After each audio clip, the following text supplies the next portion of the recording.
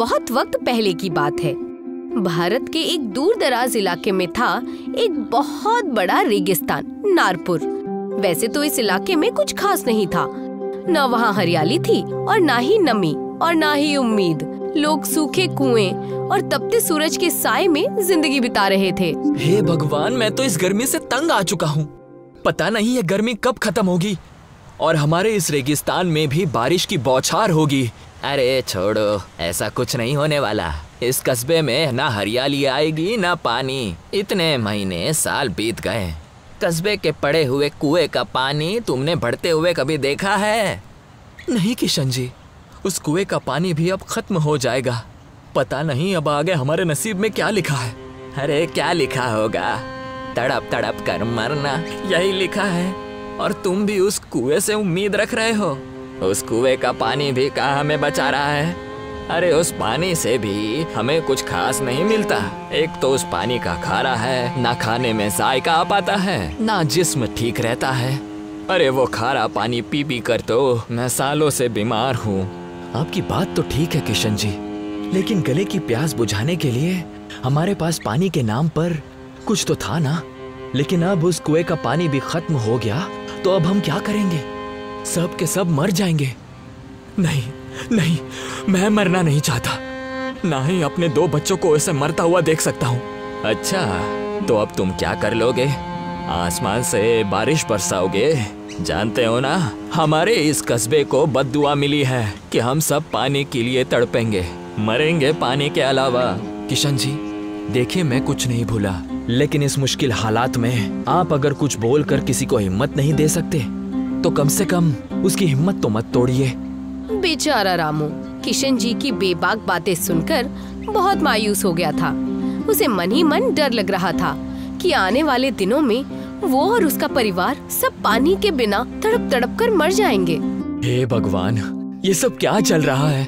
मैं मानता हूँ कि हमारे पुश्तैनी से गलती हो गई है, लेकिन उसकी सजा हमें क्यों? मेरे बच्चों को क्यों? मैं आपके पाँव पड़ता हूँ, इस सब से हमें बचा लो भगवान, बचा लो। रामू डर के मारे भगवान से पूजा कर रहा था। तभी उसकी सारी बातें उसके बेटे आयान ने सुन ली और वो सोच में डूब गया कि ऐसा क्या हुआ था उसके पूर्वजों के हाथों, जिसकी वजह से आज भी नई पीढ़ियां उसकी सजा भुगत रही हैं। आयान के मन में कई सवाल उठ रहे थे जिनके जवाब वो जानना चाहता था और इसके बारे में उसने अपने दादी से बात की। दादी? अरे आयान बेटा। अरे रे दादी, आराम से। मैं ठीक हूँ, तुम आओ, अंदर आओ। बताओ क्या बात करने आए हो तुम अपनी होशियार दादी से? दादी, मैंने अब्बू को भगवान से बात करते हुए सुना। वो काफी डरे हुए थे, कह रहे थे कि पुश्तैनी की गलती की सजा हमें मिल रही है। मुझे कुछ समझ में नहीं आ रहा। क्या आप मुझे बता सकती हैं कि क्या हुआ था, ताकि मैं इसका हल ढूंढ सकूं? आयान की बात सुनकर दादी एकदम संजीदा हो गई और एक लंबी सांस भरते हुए उन्होंने आयान को सारी बातें बताई। बहुत सालों पहले की बात है बेटा। हमारा ये गांव रेगिस्तान में तो था, लेकिन यहाँ बड़ी हरियाली फैली थी और साथ ही पानी के बड़े बड़े झरने बहते थे। तालाब कुएं भी भरे रहते थे। मगर वो कहते हैं ना, इस दुनिया में इंसान से बड़ा स्वार्थी, लालची और बेफिक्र कोई नहीं होता। मतलब ये हुआ कि गांव के मिले इस पानी के वरदान का गांव वाले बहुत ही गलत इस्तेमाल करने लगे। तालाब पर कपड़े धोकर गंदा पानी तालाब में डालना, घर का कूड़ा पानी फेंकना, तालाब और कुएं के पास शौच करना, जिसके चलते पानी बहुत गंदा हो गया। लोग बीमार पड़ने लगे। क्या सच में? हाँ, तब इन गांव वालों ने अपनी गलती सुधारने की बजाय भगवान के पास न जाने कितनी मन्नतें मांगी, यज्ञ किए कि ये सब ठीक करो, लेकिन ऐसा नहीं हुआ। एक दिन बड़े यज्ञ के दौरान एक जल परी आई और उसने एक आकाशवाणी की। तुम लोगों को जरा भी शर्म नहीं आती? गलती करते हो लेकिन सुधारने का नाम नहीं लेते। यूं भगवान के पीछे हाथ जोड़कर गिड़गिड़ाने से कुछ नहीं बदलेगा। तुम सब नहीं सुधरने वाले, इसीलिए मैं श्राप देती हूँ तुम सबको कि ये पूरा गांव पानी के लिए तड़प तड़प कर मर जाएगा और इस तरह हम इस श्राप में फंस गए। तो फिर दादी, अगर ये श्राप है तो इससे आजादी पाने का भी कोई रास्ता होगा ना? हो सकता है बेटा, लेकिन इन गांव वालों से वो भी नहीं होता। इन्हें बस रोना आता है और कुछ नहीं। दादी की बातें सुनकर आयान थोड़ा मायूस हुआ, लेकिन उसने फैसला किया कि वो पूरे गांव को इस श्राप से आजाद करके रहेगा। उसने फौरन ही अपनी खोज शुरू की। उसने श्राप से आजादी के लिए बड़ी बड़ी किताबें बाजार से खरीदी और उन्हें पढ़ा, लेकिन उसे कुछ समझ नहीं आया। गांव वालों से बातचीत की, मगर हर कोई उसकी मदद करने की बजाय भगवान भरोसे बैठा रहा। आखिरकार आयान थक गया। दादी ने ठीक कहा था, इन कस्बे वालों को सिर्फ रोना आता है, किसी को भी हालात बदलने की फिक्र ही नहीं है। हाँ। तभी अचानक आयान के मन में एक ख्याल आया और वो भागते हुए मंदिर के पुजारी के पास जा पहुंचा, जहां उसे पता चला कि उसे एक जल यज्ञ करना होगा।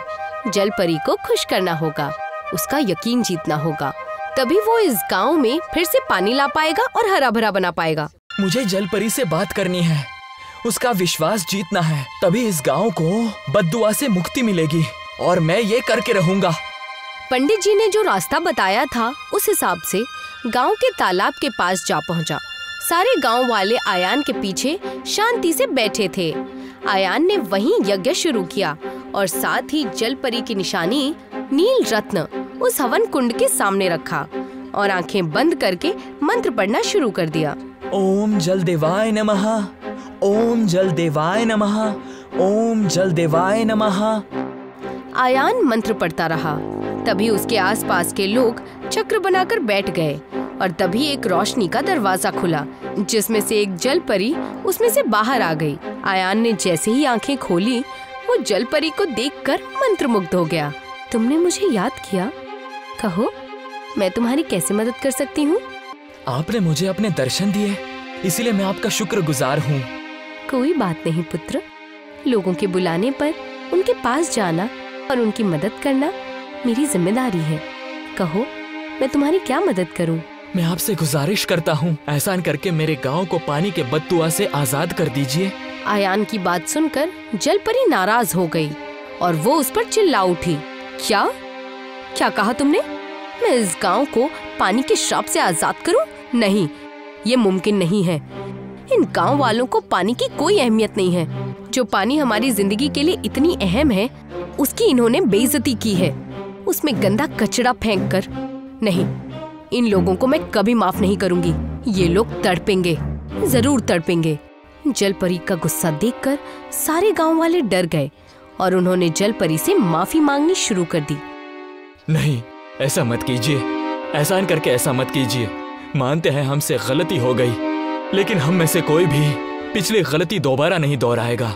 हम वादा करते हैं, हम पानी का अपमान नहीं करेंगे। हम पर एहसान कीजिए। गांव वाले ठीक कह रहे हैं, हम फिर से वही गलती नहीं करेंगे। हम वादा करते हैं, जो गलती पूर्वजों से हो गई उसकी सजा हम लोगों को मत दीजिए। एहसान कीजिए, एहसान कीजिए। आयान और रामू की वजह से सारे गांव वाले भी एक एक करके जल परी से माफी मांगने लगे। पूरे पूजा स्थल पर लोगों की आवाजें गूंजने लगीं। बीमार होने के बावजूद भी लोग लगातार जल परी से माफी मांग रहे थे। उनकी इतनी दयनीय हालत देखकर जल परी का मन भावुक हो गया। रुक जाओ। जल परी की बात सुनकर सब लोग एकदम से खामोश हो गए। पुत्र, तुमने सही कहा, पूर्वजों की गलती की सजा इन मासूमों को देना सही नहीं है। अब मुझसे तुम सबकी ये हालत देखी नहीं जाती, इसलिए मुझे इस गांव को श्राप से आजाद करना ही होगा। लाओ, मुझे वो नील रत्न दो। आयान जल परी को नील रत्न दे देता है। जल परी तालाब के बीचों बीच चली जाती है और अपने दोनों हाथों से नील रत्न ऊपर की ओर पकड़ती है, आंखें बंद करती है। हे मेरे बड़े जल देवता, इस पूरे गांव को अपनी गलती का एहसास हो गया है, इसीलिए मैं इस गांव को इस श्राप से आजाद करती हूँ। आप इस गांव पर अपनी कृपा बनाए रखें। और जल परी की आंखों से आंसू का एक बूंद टपकता है, जो एक नई सूर्य किरण के साथ चमकता हुआ आकाश में गायब हो जाता है। पूरा गांव साफ पानी से भर जाता है। चारों ओर नई हरियाली छा जाती है। गांव वाले खुशी से झूम उठते हैं।